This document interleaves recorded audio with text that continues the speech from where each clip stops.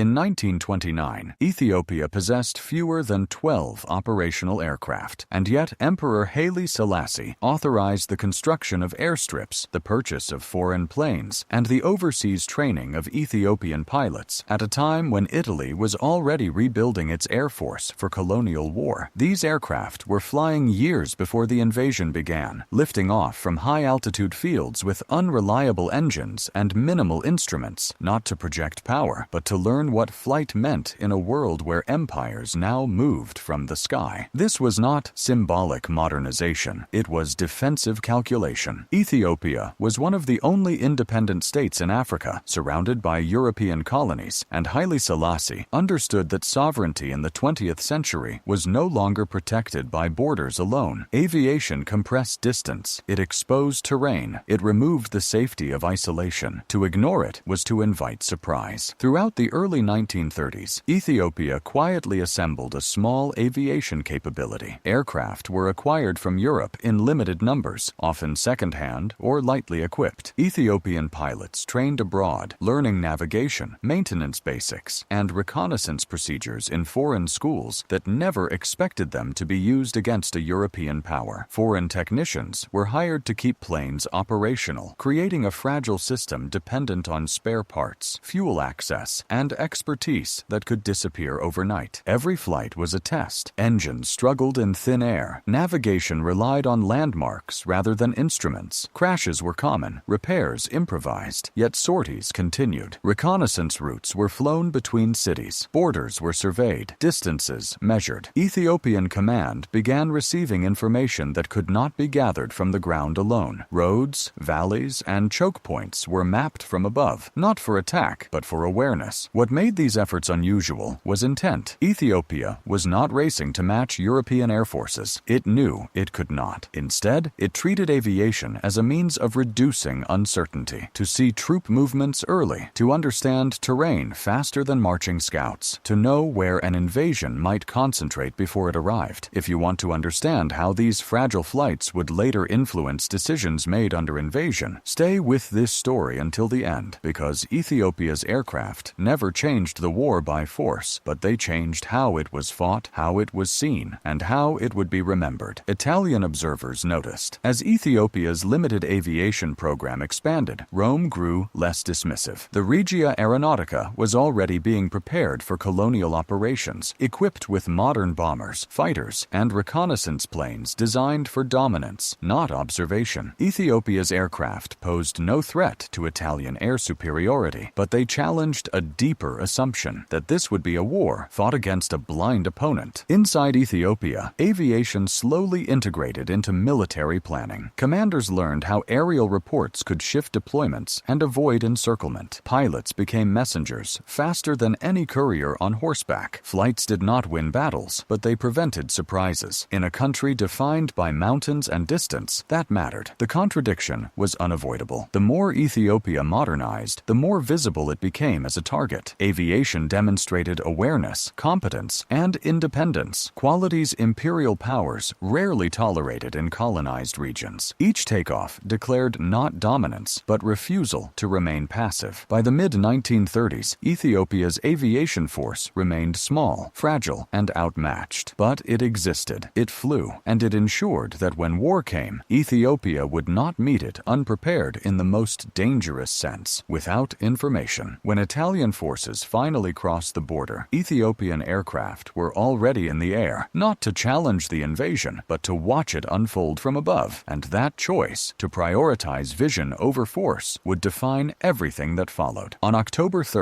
1935, Italian forces crossed into Ethiopia from Eritrea, and within the first days of the invasion, the difference in air power was unmistakable. Italy deployed more than 200 aircraft across East Africa, including bombers, fighters, and dedicated reconnaissance planes, while Ethiopia could field only a handful, some unarmed, others barely maintained. Italian pilots were flying coordinated sorties almost immediately, mapping roads, identifying troop movements, and striking supply routes before Ethiopian ground commanders could respond. For the Regia Aeronautica, control of the sky was assumed from the outset. Italian aircraft operated without fear of interception, flying low over Ethiopian positions to intimidate target and observe, then climbing to altitude to relay information and coordinate attacks. Bombers moved ahead of advancing columns, softening resistance and spreading panic. Air power was not a supporting element. It was the invasion's backbone. Ethiopian command understood the imbalance within hours. There was no expectation of aerial combat, no fantasy of matching Italian strength. Instead, aviation was narrowed to a single purpose: awareness. Ethiopian aircraft were tasked with reconnaissance only, launched selectively and cautiously, often at great risk. Pilots flew irregular routes to avoid detection, knowing that a single Italian fighter could end their mission in seconds. These early flights focused on identifying the direction and speed of Italian advances. Pilots tracked mechanized columns, artillery movements, and supply convoys, returning with information that would otherwise take days to gather. In a war where Italian forces moved faster than any previous African invasion, time became the most valuable resource Ethiopia possessed. Italian commanders soon realized Ethiopian aircraft were not attacking, but observing. The presence of Ethiopian planes overhead, even briefly, altered Italian behavior. Columns dispersed, camouflage increased, anti-aircraft positions were repositioned. Air superiority remained total, but uncertainty crept in. Ethiopia could not contest the sky, yet it refused to surrender it completely. As the invasion expanded, Italian air operations intensified. Reconnaissance-fed bombing campaigns designed to break Ethiopian resistance quickly. Villages, supply lines, and retreat routes were targeted. Ethiopian aviation could not intervene, but it could witness. Pilots recorded the scale and pattern of air attacks, information that shaped ground decisions and later diplomatic appeals. Ethiopian ground commanders began to rely on these reports to avoid encirclement. Forces withdrew before being cut off, repositioned to defend high ground, or abandoned territory that could not be held under constant aerial surveillance. Each flight preserved cohesion a little longer, preventing total collapse in the war's opening phase. The cost was constant danger. Aircraft were hidden between missions, dispersed across improvised airfields to avoid destruction on the ground. Maintenance crews worked with limited tools and parts, knowing that replacing a single engine or propeller could take months. Every successful sortie was followed by relocation, secrecy, and preparation for the next flight. By the end of the invasion's early stage, Ethiopian aviation had settled into its role. It was not decisive in battle, but it was critical in delay. It bought Ethiopia time to react, to move, and to choose where to fight. In a war defined by speed, mechanization, and air dominance, those choices mattered more than firepower. The sky now belonged to Italy, but Ethiopia had carved out a narrow space within it, one defined not by control, but by awareness. And that awareness would soon carry consequences far beyond the battlefield. By late 1935, Ethiopian aviation is no longer experimental. It is operational, narrowly focused, and under constant pressure. With Italian aircraft dominating the sky, Ethiopian flights are planned around scarcity of fuel, of time, of opportunity. Missions are approved only when the information gained will immediately affect ground decisions. There is no margin for routine. Reconnaissance becomes the core task. Ethiopian pilots fly ahead of major Italian advances, observing road construction, bridge crossings, and the movement of mechanized units that Ethiopian forces cannot match on the ground. They report where trucks replace pack animals, where artillery pauses to resupply, where columns slow under terrain constraints. These observations allow commanders to predict where pressure will fall next, even when they cannot stop it. Communication is equally critical. Ethiopia's geography makes centralized command difficult even in peacetime. During invasion, traditional messengers take days to cross distances Italian aircraft cross in minutes. Ethiopian planes bridge that gap. Pilots carry written orders, maps, and updates between command centers and frontline units, reducing delays that could otherwise prove fatal. In several cases, flights replace entire chains of couriers. The impact is subtle but real. Ethiopian units avoid being cut off. Retreats happen earlier and with greater coordination. Concentrations of force are adjusted before Italian bombers arrive. Aviation does not reverse defeats, but it prevents sudden collapse. It turns surprise into anticipation, even if only briefly. Italian forces adapt in response. Reconnaissance flights increase. Anti-aircraft guns are repositioned, and Ethiopian airfields are targeted whenever discovered. Ethiopian aviation aviation responds by dispersal. Aircraft are hidden between missions, sometimes camouflaged or moved after every flight. Takeoffs occur at irregular times. Landing sites shift constantly. The goal is survival, not visibility. Pilots fly knowing that interception is a matter of chance. Most Ethiopian aircraft lack radios, defensive armament, or speed to escape modern fighters. Survival depends on timing, terrain, and restraint. Flights avoid contested airspace whenever possible. Observation is done quickly. Return routes change every time. On the ground, Ethiopian commanders begin to think differently. Air reports are weighed alongside traditional intelligence. Decisions reflect a new understanding of scale and movement. This is not modern combined arms warfare, but it is adaptation under pressure. Aviation introduces a vertical dimension to planning that Ethiopian forces have never possessed before. Italian bombing campaigns intensify, including attacks later condemned internationally. Ethiopian pilots witness chemical attacks from the air, observing patterns that ground troops cannot see. These observations are reported up the chain and later form part of Ethiopia's appeals to the international community. Aviation becomes documentation as much as reconnaissance. The psychological effect matters as well. Ethiopian troops know they are being watched from above by Italian aircraft. The presence of Ethiopian planes, even briefly, counters that imbalance. It signals that command still exists, that information still flows, that the war is not entirely dictated from the sky. Morale does not rise, but it stabilizes. By early 1936, Ethiopian aviation is exhausted but functional. Aircraft losses accumulate. Maintenance grows more difficult. Yet flights continue as long as planes can lift off. The decision to keep flying is not about victory. It is about agency, maintaining the ability to choose, even under overwhelming force. These missions do not stop the invasion, but they influence how it unfolds, where it accelerates and where it slows. They shape Ethiopian resistance in ways that are not visible on battlefield maps, but that matter deeply to those making decisions under fire. And as the war grinds on, the value of these flights begins to extend beyond Ethiopia itself, carrying information that will soon be judged not only by generals, but by the world watching from afar. By early 1936, the war in Ethiopia is no longer confined to the battlefield. It is being observed, recorded, and argued over in foreign capitals, and aviation sits at the center of that visibility. Aircraft do more than influence military decisions now. They generate evidence. Italian air operations are impossible to hide. Bombing campaigns leave patterns visible from above. Burned villages, disrupted supply routes, populations in flight. Ethiopian pilots, along with foreign observers and correspondents, document what ground forces struggle to prove. Aerial observation captures the scale of destruction and the methods used to achieve it, including attacks on non-combatants and the deployment of chemical weapons that Italy publicly denies. These reports feed directly into Ethiopia's diplomatic strategy. Emperor Haile Selassie's government compiles aerial observations, flight reports, and eyewitness accounts to present to the League of Nations. Aviation transforms claims into documentation. It provides spatial clarity, where attacks occur, how frequently, and against whom. The sky becomes a witness. International journalists follow the war closely, and air power dominates their reporting. Photographs, flight logs, and observer accounts circulate through European and American newspapers. The image of a technologically advanced European state using modern aircraft against an under-equipped African nation challenges the narrative Italy tries to project. Air power, intended to demonstrate imperial efficiency, instead exposes imbalance. The League of Nations debates sanctions and responses, but aviation complicates the discussion. The evidence is visible, but enforcement is weak. Reports confirm violations, yet political will falters. Ethiopia's aircraft do not stop the invasion, but they help ensure it cannot be ignored. The war becomes a test not just of military force, but of international law itself. Italian command understands this danger. Efforts are made to restrict access, control narratives, and accelerate the campaign before global pressure can mount. Bombing intensifies. The pace quickens. Aviation shifts again from observation to suppression of visibility. Airfields suspected of hosting Ethiopian aircraft are targeted. Foreign correspondents are restricted. The sky is controlled not just militarily, but informationally. For Ethiopia, aviation now operates under dual pressure. Militarily, survival becomes harder. Politically, Politically, the need to document grows more urgent. Flights continue when possible, despite losses, because every sortie carries potential weight beyond the front lines. The war is being fought in Geneva as much as in the Highlands. Haile Selassie's eventual appeal to the League rests heavily on what aviation helped reveal. He speaks not only of invasion, but of how it was conducted. The arguments draw strength from observed reality, not abstraction. Aircraft, though unable to change the outcome on the ground, ensure the conflict leaves a record that cannot be entirely erased. The paradox is stark. Aviation amplifies Ethiopia's voice internationally without saving it militarily. The same technology that enables Italy's dominance also exposes it. Air power accelerates conquest, but it also accelerates scrutiny. By the time Addis Ababa falls, the world has seen the war from above. It has watched roads fill with columns, villages vanish, and resistance retreat under constant aerial pressure. The invasion succeeds, but it does so under a spotlight it cannot fully escape. What remains unanswered is whether that visibility will matter after defeat, or whether the lessons written into the sky will be quietly ignored until the next war demands them again. When Addis Ababa falls in May 1936, Ethiopian aviation effectively ceases to exist. Aircraft are destroyed on the ground, captured, or rendered unusable by lack of fuel and parts. Italian occupation authorities move quickly to eliminate any remaining capability, not because it poses a military threat, but because it represents continuity, proof that Ethiopia had attempted modern warfare on its own terms. The sky, once contested in narrow ways, is sealed. Italy's victory narrative leaves little room for Ethiopian aviation. Official reports emphasize overwhelming Italian air power and minimize Ethiopian efforts as insignificant or improvised. What is omitted is deliberate, acknowledging that Ethiopian aircraft flew reconnaissance, coordinated movements, and documented the war undermines the image of effortless conquest. Suppression of that history becomes part of occupation. Yet the record survives in fragments. Flight logs, diplomatic reports, League of Nations proceedings, and foreign press accounts preserve evidence that Ethiopia did not enter the war blind. Post-war assessments by military observers note that Ethiopian aviation, though extremely limited, performed functions recognizable in modern warfare: surveillance, communication, and strategic awareness. These were not symbolic flights. They were operational choices made under impossible constraints. The legacy extends beyond Ethiopia. Across Africa, the war becomes a reference point for post-war military planning. Emerging African states study the conflict not for its defeat, but for its adaptations. The lesson is stark and practical. Air power does not need parity to matter. Even minimal aviation can shape decision-making, expose aggression, and preserve agency in asymmetric war. Globally, the Ethiopian campaign leaves a darker imprint. It demonstrates how air superiority can be used against populations without effective defense, a pattern repeated throughout the 20th century. It also shows that documentation from the air can challenge official narratives, even when political institutions fail to act. The sky becomes both weapon and witness. For Ethiopia, the cost is enduring. Occupation dismantles institutions, erases infrastructure, and delays independent military development for years, but the precedent remains. Ethiopia was among the first African states to integrate aviation into national defense before being colonized, not as imitation, but as anticipation. That fact alone complicates the mythology of technological passivity. The African air mission that changed the war did not do so by winning it. It changed the war by altering how it unfolded, how it was seen, and how future conflicts would be understood. It proved that modern warfare had reached Africa not as a one-sided surprise, but as a contested space where even limited access to the sky could matter. Long after the aircraft were gone, that lesson endured, not in victories claimed, but in awareness gained, and in the understanding that sometimes the most important battle is not for control of the sky, but for the ability to look back down from it and be remembered.